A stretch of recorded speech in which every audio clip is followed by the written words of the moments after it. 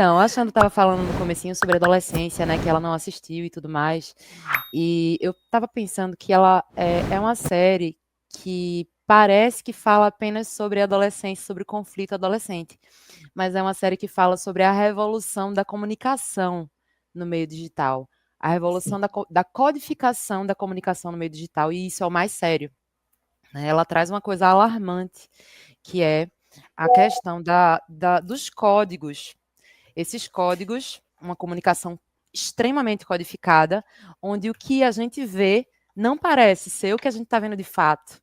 Então, quando a gente está vendo ali uma sequência de emojis de coraçãozinho, de beijinho, às vezes aquilo é uma mensagem super agressiva e nós, adultos, 40 mais, né, acabamos meio que desconectados, Analfabetos. analfabetos.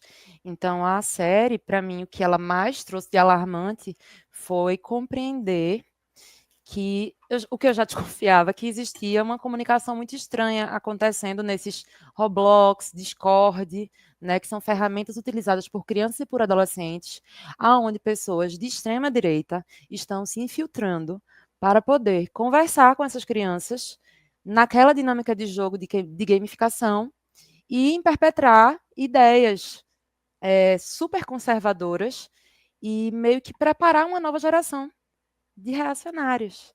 Então, Sim. é extremamente preocupante. A gente precisa se informar, a gente precisa entender esses códigos de linguagem, né? Como é que essa linguagem, como é que essa comunicação acontece, né? Com quem é que essas crianças estão conversando? Muitas vezes, muitos crimes acontecem nessas plataformas. Então, acontecem também situações de pedofilia, né, de incentivo, incitação ao suicídio. Quem é jornalista sabe que a gente não noticia, né, suicídio justamente porque há uma preocupação, um compromisso ético para que isso não se espalhe, a ideia não se espalhe. Então, a comunicação família também, ali, né? exatamente, é super irresponsável. E, assim, vamos ficar atento ao que está acontecendo nessas plataformas Discord, Roblox, que é um jogo, gente. É um jogo que é associado a um chat. Amanda, só esse nome Discord já não. Ele já não me cai Pois bem, só o nome, não é? né? Ele já Pois não é. cai bem. Concordo. E eu vi uma reportagem no Fantástico sobre o Discord, né? Que foi justamente na semana que a série bombou, o Fantástico fez essa reportagem, e eu Exatamente. fiquei horrorizada com a reportagem, com o que eu vi lá. Eu fiquei horrorizada. E Exatamente. como eu falei para vocês, eu não vi a série, mas eu vi o trailer, né? E aí o trailer já é a polícia chegando já de manhã cedo e batendo na porta do cara para levar o menino e tal, e o menino apavoradíssimo, e o pai apavorado e surpreso com tudo e sem querer acreditar. Quando eu vi Sim. o trailer, à primeira vista eu vi isso, o que me pareceu lá era que realmente o menino era inocente e que aquilo era algum engano, né? Depois eu não assisti a série, mas fui ler, e aí a gente já sabe que o menino realmente cometeu as coisas e tal. Mas aí o que me deixa mais chocada, né? Mesmo sem eu assistir a série, mas com o que eu pude ver e ler, e aí com essa matéria do Fantástico, acho que eles linkaram também, que é o seguinte, que às vezes os pais, eles não estão percebendo o que está acontecendo. E não é que eles não estão percebendo porque os pais são relapsos, não é isso, né? A gente sabe que tem pais que são relapsos, mas tem pais que não são, que são super cuidadosos e mesmo assim não percebem, porque é uma coisa difícil de se perceber, né? Eu acho Xanda, que o adolescente ele pode ser um. codificado. É É, propositadamente codificado para que os pais não percebam. sim, É eu acho que o realmente adolescente uma é como se ação ele fosse um, organizada, né? Mas sabe? não é como se ele fosse um com a família e ali na internet ele é outro, não é uma coisa assim? Ou Então, eles estou estão se enganada? comportando como manadas, né? Eles estão formando ideias e difundindo essas ideias entre os adolescentes e ensinando os adolescentes a mentirem também. Você vê que o menino na série sustenta a mentira até o fim. Então, os adolescentes e as crianças que usam esses chats, eles sabem também que, muitos sabem que não podem contar para os pais o que acontece ali. Fica um ambiente de segredo e de bonificação ali naquele ambiente, para que eles permaneçam usando a plataforma que é associada. O Roblox é um jogo de montar, teoricamente, e o Discord é um chat de Deep Web, eu diria, assim, um chat de Sim. Deep Web. O que é Deep Web, né? É aquele ambiente onde vale tudo, onde você consome todo tipo de conteúdo, coisas assim monstruosas estão lá disponíveis sem uma regulamentação. Então, não há uma regulamentação, são adultos que estão lá e são adultos organizados politicamente, que estão ali difundindo ideias, difundindo e sustentando uma ideologia ali na base, de crianças e adolescentes. E esses adolescentes estão crescendo. Por isso que a gente vê muitos adolescentes super conservadores, em famílias que não são Sim, conservadoras, com ideias muito conservadoras, como monogamia extrema, ciúme extremo, essas ideias sobre armas, todas essas ideias associadas à extrema-direita estão ali Sim. sendo difundidas nesse espaço, e isso é muito perigoso. Eu acho que isso chama a nossa obrigação para que a gente se eduque. A gente precisa se educar sobre essas novas ferramentas, né? Essas ferramentas exatamente, como personagens Isso que a Edith Jolie sexualizados. trouxe, sim. Amanda, eu queria perguntar para você o seguinte: eu passei esses dias em uma banca de jornal e eu folheei lá uma revista que chama Pesquisa FAPESP. Essa semana, foi segunda-feira. E aí me chamou a atenção que tinha uma matéria falando sobre o aumento da violência dentro das escolas. Não só a violência perpetrada de fora para dentro, né? Ataques, agressores ativos e tudo mais, mas principalmente dentro da escola, entre os alunos. Então, entre os alunos, ou não só entre os alunos, mas entre a comunidade, né? Então, professores contra alunos, alunos contra professores, alunos contra os trabalhadores, né, de cozinha, limpeza, etc. Então, assim, um aumento exponencial de violência dentro da escola. Isso de alguns anos para cá. E a série, ela fala da mudança na forma de comunicação, ela fala de machismo estrutural, né? Ela fala tem várias camadas ali. A gente nem sabe dizer ao certo qual é o principal tema, porque ele permeia tantos, né? E tantos tão importantes. Sim. E isso que a Xanda trouxe, que os pais não estão percebendo, é um ponto. Mas um outro que eu queria trazer é que é uma família comum. Uma família que poderia ser a minha, poderia ser meu pai, poderia ser meu amigo que é pai também, entendeu? Então, eu tenho essa pergunta para te fazer, assim. Primeiro, não tem nada ali, não é que é um cara super escrotaço, assim, ele é um cara que ele é legal com a esposa dele, ele é legal com o filho, apesar de ele não ter uma proximidade ali com o filho, não tem uma proximidade emocional que se perceba ali, né?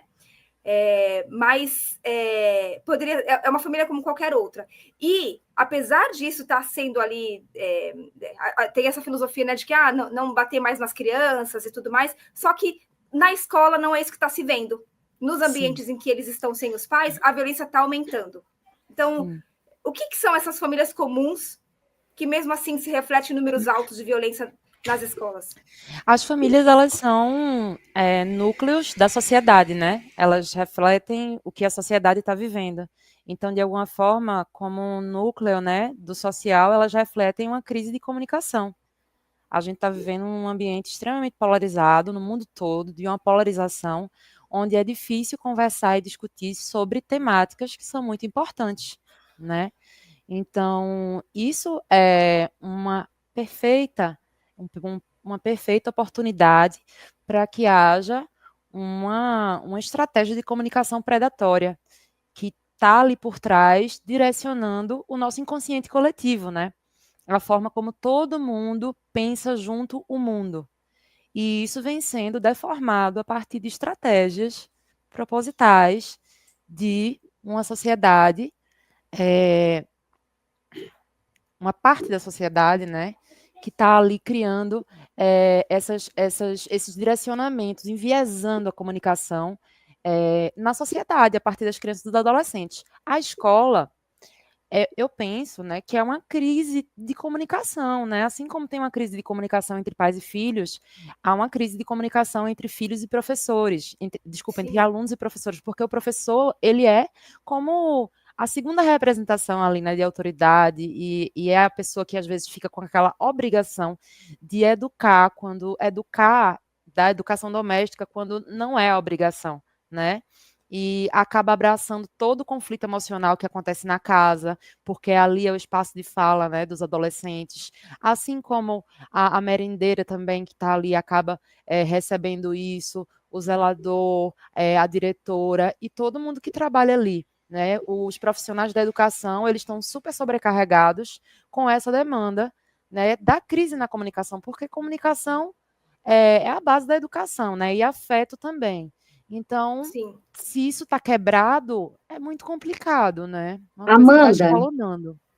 você acha que essa proibição agora dos celulares na escola pode melhorar um pouco isso? Não resolver, mas amenizar um pouco, melhorar um pouco, você acha? Totalmente, eu sou totalmente a favor dessa proibição. Primeiro porque as crianças e os adolescentes e as pessoas, eu acho que até em universidades, assim, não porque a gente precisa gravar, né, às vezes o que está acontecendo para poder estudar, e a gente teoricamente teria mais maturidade para isso. Mas eu acho super essencial, porque primeiro que as crianças e adolescentes estão numa fase de desenvolvimento cognitivo.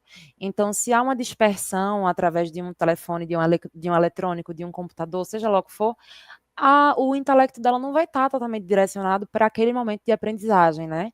Então, essa é a primeira coisa. E fora o que acontece em cadeia, né? Que só ladeira abaixo. Então, assim, eu sou totalmente a favor Só ladeira dessa abaixo. proibição. Eu acho Totalmente a também favor. sou a favor. Deviam proibir Aí a a da gente, gente. Deviam proibir da gente. Depois das 6 horas, não trabalha mais com celular, vai interagir com a família. Eu adoraria que tivesse uma lei que me proibisse.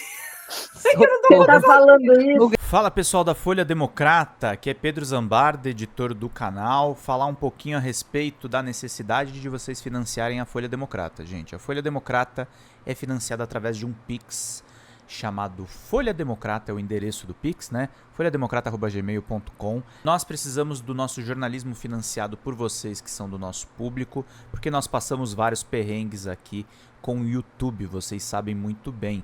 E mesmo assim, graças a essa comunidade muito unida, a gente conseguiu fazer lives históricas, acompanhar praticamente ao vivo a campanha do Guilherme Boulos, trazer informações exclusivas a respeito de Gustavo Gayer, de Olavo de Carvalho, de todos os bolsonaristas, combater as fake news e tudo o que a gente acompanha. Por R$80 no nosso Pix, você ganha um curso de roteiro para série, o que é muito importante se você é artista, roteirista, se você lida com essas práticas da economia criativa. Outra forma de você colaborar também é se tornando membro aqui do nosso canal. Isso é muito importante para você fazer as suas atividades por aqui, porque você tem acesso a vídeos exclusivos e nós temos um curso de jornalismo básico para você poder acompanhar a partir de R$5, que é ministrado por mim. A gente tem aí quase uma dezena de aulas e muito conteúdo para você poder acompanhar.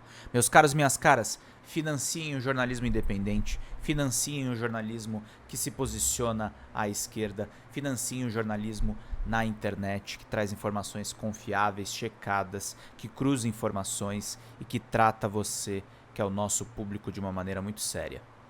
Vida longa e próspera, gente. Cuidem dos seus. Até mais. Tchau, tchau.